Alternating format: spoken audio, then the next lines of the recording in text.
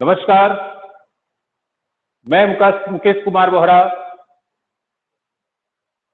आहोर माध्यमिक विद्यालय से ऑनलाइन क्लास में आपका हार्दिक स्वागत करता हूं, अभिनंदन करता हूं। आज की लाइव क्लास में हम पढ़ेंगे अध्याय 2 बहुपद की प्रश्नावली 2.4। 2.4 के अंदर 2 प्रश्न हम पहले ही हल कर चुके हैं। हम उसके आगे आज प्रश्न संख्या 3 हल करने जा रहे हैं। जो अभी तक सीखा है उसी के आधार पर यह भी है, बेसिक वही है, उसी पर हमको ये हल करना है। देखिए प्रश्न है k का मान ज्ञात कीजिए जबकि निम्नलिखित स्थितियों में से प्रत्येक स्थिति में। इस प्रश्न संख्या 3 के अंदर 4 प्रश्न दिए हुए हैं। प्रत्येक प्रश्न के लिए उसने कहा है कि प्रत्येक प्रश्न में x-1 है, वह उस बहुपद का एक गुणनखंड है। यानी जितने भी बहुपद दिए हैं उन सबका गुणनखंड है ये x-1। तो आप समझ गए होंगे x-1 गुणनखंड है, इसका मतलब इसका जो शून्यक होगा उस बहुपद का भी शून्यक होगा। x-1 गुणनखंड है, इसका मतलब x बराबर, इस -1 को पक्षांतरण करेंगे तो x बराबर क्या होता है 1। उन सब में x के स्थान पर यदि हम 1 रखेंगे तो इस px का मान 0 होना चाहिए। ठीक है, गुणनखंड हो, ठीक है ना। तो इसमें एक राशि अज्ञात दी है k, हमें इस k का मान ज्ञात करना है। तो हम ज्ञात आसानी से कर सकते हैं। कैसे करेंगे आइए देखते हैं। पहला प्रश्न, px बराबर x² plus x plus k। हल करते हैं। चूंकि x-1 px का एक गुणनखंड है,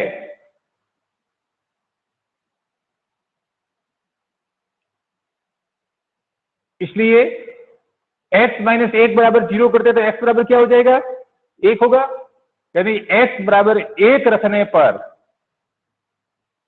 जब हम x बराबर 1 रखेंगे तो इस px का जो मान है यहां पर शून्य आ जाना चाहिए। px बराबर 0 होगा।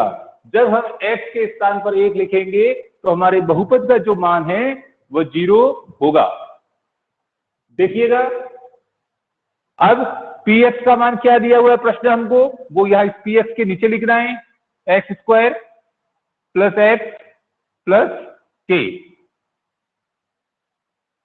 बराबर 0।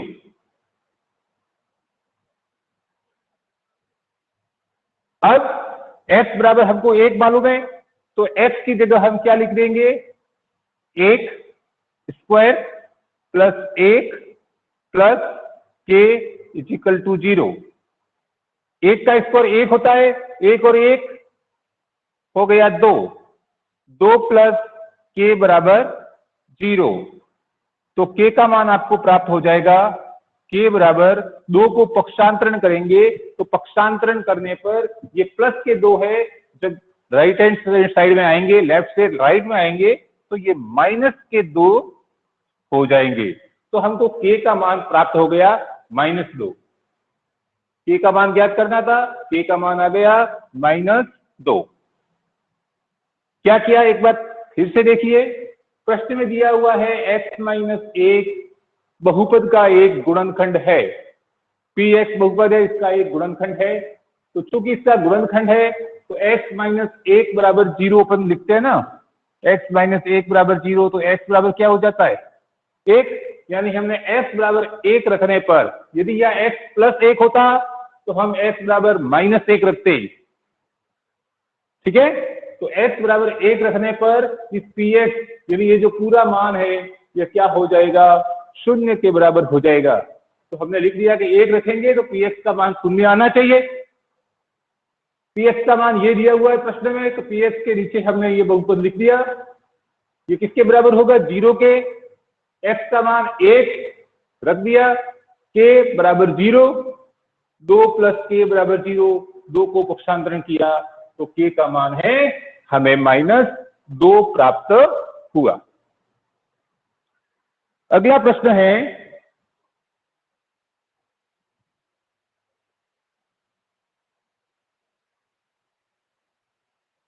दूसरा प्रश्न, px बराबर 2x² प्लस kx प्लस √2। देखो बच्चों, यहां पर भी चूंकि इससे क्या है, प्रत्येक स्थिति में यदि हर प्रश्न के अंदर, इस तीसरे प्रश्न के अंदर जितने भी सवाल है उस सब में x - 1 px का गुणनखंड है।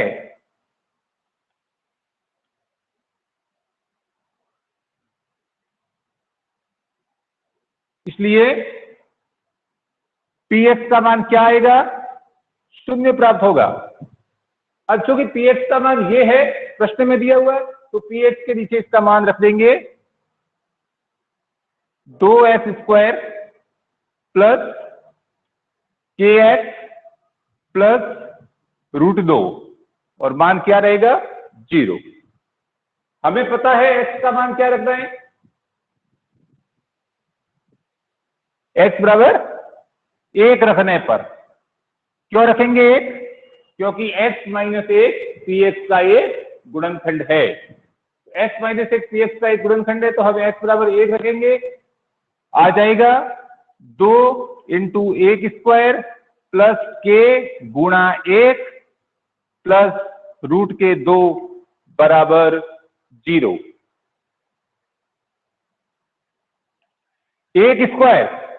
1 का स्क्वायर होता है 1 और 1 का गुणा 2 से कराएंगे तो 2 ही रहेगा, प्लस k का गुणा 1 से कराने पर k प्राप्त होता है प्लस √2 बराबर 0। अब हमें यहां पर k को छोड़ के जो भी संख्याएं हैं उनको पक्षांतरण करना है।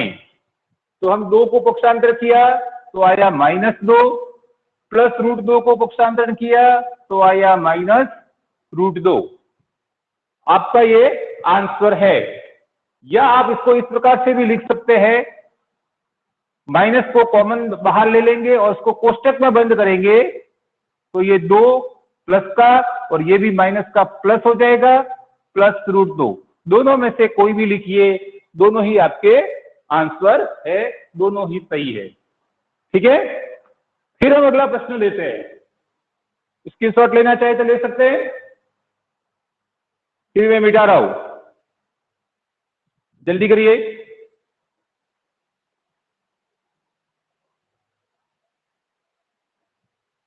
ओके,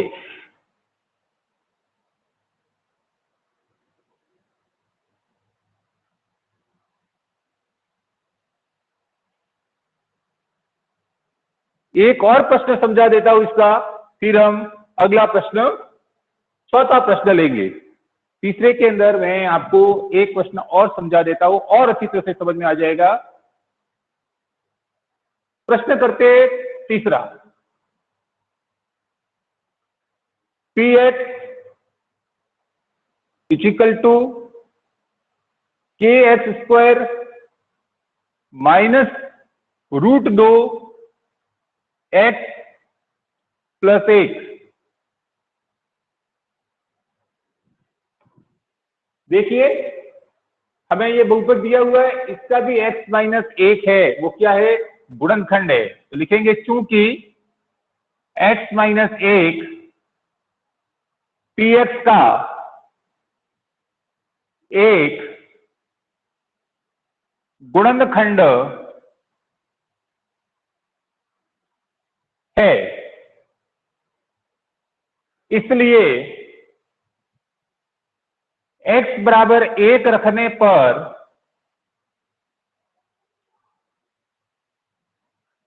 px बराबर हमें 0 प्राप्त होगा। गुणनखंड का मतलब होता है कि उसका 0, x - 1 का 0 क्या होता है, 1। तो 1 रखने पर इसका मान भी 0 हो जाएगा, यानी जो इसका 0 है वो इसका भी 0 होता है। तो हम यहाँ पर 1 रखेंगे x के स्थान पर, तो px बराबर क्या आ जाएगा, 0। तो इस मान को इधर लिखेंगे के x square minus root 2 x plus 1 बराबर 0। क्या करेंगे आगे? x बराबर 1, तो 1 लिख दिया, 1 स्क्वायर माइनस रूट 2 एक्स की जगह 1 प्लस 1 बराबर 0। के का गुणा 1 स्क्वायर, 1 स्क्वायर का मतलब 1 एकम 1 का गुणा के से करेंगे तो के ही प्राप्त होगा। रूट 2 का गुणा 1 से किया तो माइनस रूट 2 और प्लस का 1 इजिकल टू 0। अब हमें इधर लेफ्ट साइड में केवल के रखना है, बाकी जो भी आपको अचर पद है उन अचर पदों को पक्षांतरण करके राइट हैंड साइड की ओर ले जाना है।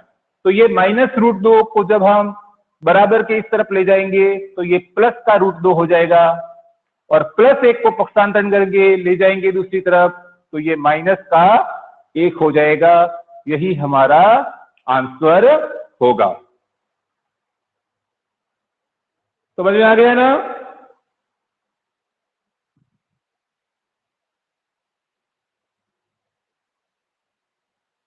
ठीक है, अभी भी केवल 9 ही संख्या है। मिटाओ। अगला प्रश्न लेते हैं, प्रश्न संख्या 4।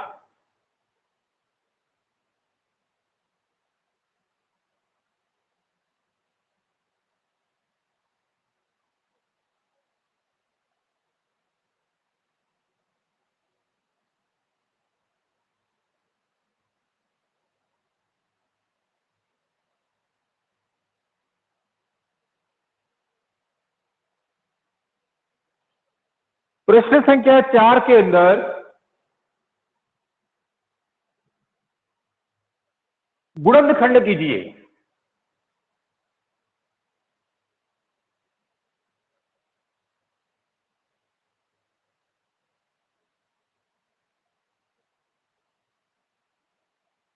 एक बहुपद दिया हुआ है, उसके टुकड़े करने हैं। पहला प्रश्न है 12x स्क्वायर माइनस के 7x प्लस का 1। 12x स्क्वायर माइनस के 7x प्लस 1। देखिए x की घात अधिकतम 2 है, यदि हम इसके 2 टुकड़े कर सकते हैं, 2 फैक्टर कर सकते हैं, तो हमें इस एक बहुपद से 2 बहुपद बनाने हैं। कैसे बनाएंगे? ये हम पिछली 2 कक्षाओं में पढ़ चुके हैं, 8वीं में भी पढ़ा, ठीक है ना, और अभी पढ़ रहे 8वीं और 9वीं और फिर आगे 10वीं में भी आएगा। 8वीं में पिछली कक्षा पढ़ चुके हैं, फिर अपन दोहरान करते हैं। देखिए 12 और 1 का मानक समीकरण होता है ax square plus bx plus c। तो ये जो a और c है, a इंटू सी, इनका गुणा करेंगे तो a की जगह 12 है और c की जगह क्या है 1, तो इनका गुणनफल क्या प्राप्त होता है 12 एकम 12। हम एक तरफ लिख लेंगे 12, ये रफ कार्य है, समझाने के लिए मैं आपको बता रहा हूं, आप भी साइड में लिख सकते हैं 12। अब इस 12 के हमको गुणनखंड कर दें। 12 का गुणनखंड करना, 12 में किस किस का भाग जाता है? 1 का भाग जाता है 12 में 12 बार, 2 का भाग जाता है 6 बार, 3 का भी जाता है 4 बार, फिर 4 का जाता है तो 4 आ गया, 4 का भाग 3 बार, 5 का जाता नहीं, 6 का 2 बार और 12 का 1 बार। ये 3 सेट हमको प्राप्त होते हैं, 1 2 3। अब इन 3 सेट में हमको ढूंढना है एक सेट। कैसे ढूंढेंगे?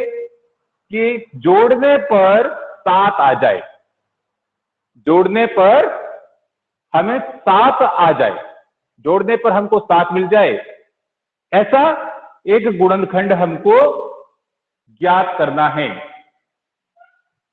तो देखिए 12 और 1 क्या होता है 13, 6 और 2 क्या होता है 8, 4 और 3 कितने होते हैं 7। तो वह सेट ये है। तो हम यहां पर 12x² माइनस चिन्ह को अपने ध्यान में नहीं देखना है, हमें यही देखना है कि जोड़ने पर 7 आना चाहिए। तो 7 के स्थान पर हम लिख देंगे 3 + 4। हमने केवल 7 की जगह 3 + 4 टुकड़े करके लिख दिए। 3 और 4 जोड़ने पर 7 ही बनते हैं। और ये x के स्थान पर x + 1 बराबर 12x²। अब हम इस कोष्टक को खोलेंगे। कोष्टक को खोलने पर माइनस से गुणा होगा इन दोनों का और x का भी इन दोनों से गुणा होगा। तो माइनस का गुणा होने पर इन दोनों संख्याएं है अपना चिन्ह बदल देगी। दोनों ही प्लस में हैं तो दोनों ही माइनस में हो जाएगी। ये हो गया माइनस के 3 और x का गुणा हुआ 3x, माइनस का प्लस से गुणा होने पर माइनस और 4 के x प्लस का 1। अब प्रथम दो और अंतिम दो, इन दोनों में क्या कॉमन है? देखिए 12 का मतलब क्या होता है 3 × 4 होता है ना, यानी इसके अंदर भी 3 है और यहां पर भी 3 है। इसका मतलब इसमें एक तो 3 कॉमन है। x दोनों तरफ है, x भी कॉमन है। तो 12 का 3 × 4 होता है, तो 3 तो हमने कॉमन ले लिया, पीछे बचेंगे 4। स्क्वायर है, एक x बाहर आया, दूसरा अंदर रहेगा, माइनस 3 और x पूरा का पूरा बाहर है।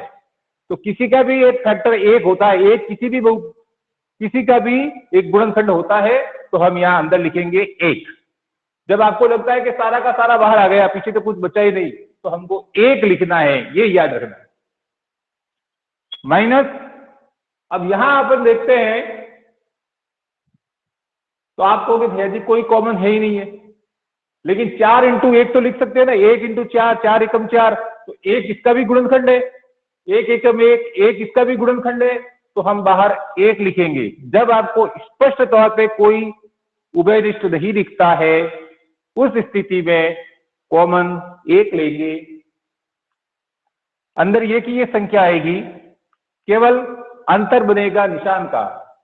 माइनस है बाहर, जब बाहर माइनस हो हम कोष्टक बंद करें चाहे खोले, दोनों ही स्थितियों में अंदर वाले निशान बदल के लिखना। खोलो तो भी निशान बदल के लिखना, बंद करो तो भी निशान बदल कर। तो प्लस का हो जाएगा -1। इसमें और इसमें 4x - 1 कॉमन है, तो हम 4x - 1 लिखेंगे और दूसरा आ जाएगा 3x - 1। ये आपके गुणनखंड प्राप्त हो जाएंगे। एक बहुपद था, उसके टुकड़े करके हमने 2 बहुपद प्राप्त कर लिए। अगला प्रश्न है प्रश्न संख्या 2। 2x² प्लस के 7x प्लस के 3। देखो बच्चों, a और c 2 और 3 गुणा करने पर कितना होता है 2 × 3 = 6।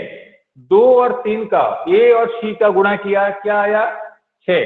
और 6 के गुणनखंड अपन लिखते हैं, तो सबसे पहले 1 का भाग 6 बार जाता है, 2 का भाग 3 बार जाता है। ये 2 गुणनखंड हमको प्राप्त होते हैं। तो हमको चाहिए जोड़ने पर 7। यहां पर प्लस है, इसका मतलब जोड़ने पर, और यहां पर माइनस आए तो समझना घटाने पर। तो जोड़ने पर हमको 7 चाहिए। तो ये देखिए 6 और 1 इसको जोड़ेंगे तो हमको 7 प्राप्त होता है। तो हम यहां लिखेंगे 2x² प्लस 1x प्लस, चलो कोष्टक को लिख दो 1 + 6 और फिर बाहर लिख दो x प्लस 3। 2x² बाहर प्लस है, इसका मतलब कुछ चिन्ह बदलने वाला नहीं है, तो सीधा 1 का गुणा x से होगा।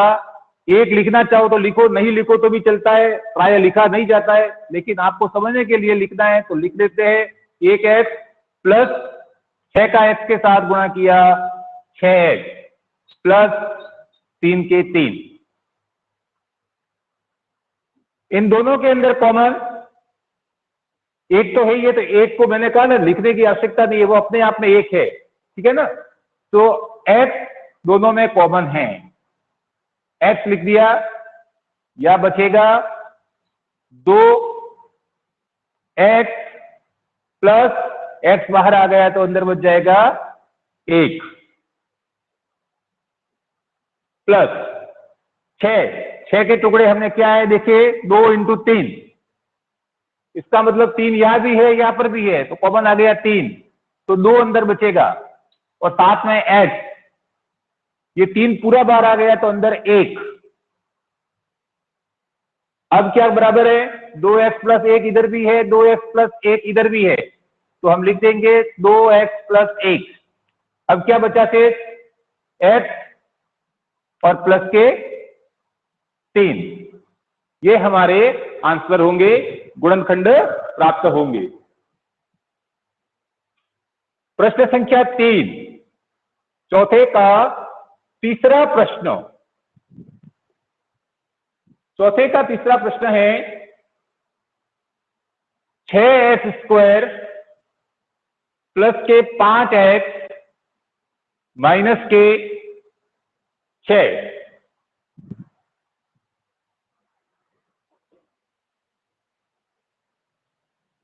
देखिए a × c 6 × 6 कितने होते हैं 36, और 36 में गुणनखंड लिखते हैं तो सबसे पहले 1 का 36 बार भाग जाता है, 2 का भाग 18 बार जाता है, 3 का भाग 12 बार, 12 × 36, 4 का भाग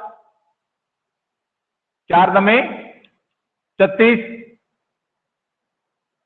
6 का भाग 6 बार जाता है, फिर 9 का 4 बार, 12 का 3, 18 का 2, तो सारी संख्याएं आ गई। अब देखिए हमें क्या चाहिए, या माइनस है, इसका मतलब घटाने पर हमको 5 मिलने चाहिए। ऐसी दो संख्याएं जिनको घटाने पर हमको 5 प्राप्त हो जाए। तो देखिए ये और कोई है नहीं, 9 में से 4 घटाएंगे तो हमको 5 प्राप्त हो सकते हैं। तो 6x² प्लस 9 माइनस 4, 9 में से 4 घटाएंगे तो हमको 5 प्राप्त हो जाएंगे, और ये x का x माइनस 6। समझ में आ गया होगा, यहां पर माइनस है इसका मतलब घटाने पर, और प्लस है इसका मतलब जोड़ने पर। ठीक है, गुणनखंड आपको आते ही है। 5 के स्थान पर हमने टुकड़े करके लिख दिया 9 माइनस 4, 5 लिखो चाहे 9 माइनस 4 लिखो, 5 के 5 ही प्राप्त होते हैं। 6x² खोलेंगे, चूंकि बाहर प्लस है तो कोई चेंजेस होगा नहीं, प्लस के 9 x के साथ गुणा हो गया, फिर ये माइनस है तो माइनस 4, ये x के साथ गुणा होने पर 4x माइनस के 6। अब देखिए 6x² प्लस 9x, इन दोनों में क्या गुणनखंड हो सकते हैं। तो 6 के टुकड़े तो होते हैं 2 × 3 और 9 के होते हैं 3 × 3, तो इन दोनों के अंदर 3 कॉमन है ना, दोनों में 3 है तो हम कॉमन ले लेंगे 3, और दोनों में x है तो x को भी कॉमन ले लिया। अब क्या बचा, तो 6 के अंदर तो 2 बचा, तो हम यहां लिखेंगे 2, और x² था, एक बाहर भेजा है तो दूसरा अंदर, प्लस 1 3 कॉमन था वो बाहर भेजा है, दूसरा 3 अंदर रहेगा, x आ गया बाहर, माइनस, अब यहां पर बाहर माइनस आ रहा है तो कोष्टक बंद करेंगे तो अंदर चिन्ह को बदलेंगे, ये ध्यान रखना। 4 का मतलब होता है 2 × 2, और 6 का मतलब होता है 2 × 3, तो क्या कॉमन है, 2 कॉमन है, तो हम यहां लिखेंगे 2, इधर x नहीं है तो लिखेंगे ही नहीं, कोष्टक बंद करेंगे। अब 2 बाहर आ गया तो 1 2 बचा, वो अंदर, साथ में लिखेंगे x। अब चूंकि ये बाहर आ गया माइनस, तो ये माइनस का बन जाएगा प्लस। 2 को कॉमन बाहर भेज दिया है, बच गया 3, ये आ गया 3। अब इन दोनों के अंदर 2x + 3 2x + 3 ये कॉमन है, तो लिख देंगे 2x + 3। और दूसरा 3x - 2, 3x - 2, ये आपको 2 गुणनखंड प्राप्त हो गए। तो प्यारे भैया बहनों, आज की क्लास यही पर समाप्त करते हैं। अब दोनों प्रश्नों के अंदर मैंने एक एक प्रश्न छोड़ा है आपके लिए, उन दोनों में एक एक प्रश्न है, वो आप स्वयं हल करेंगे।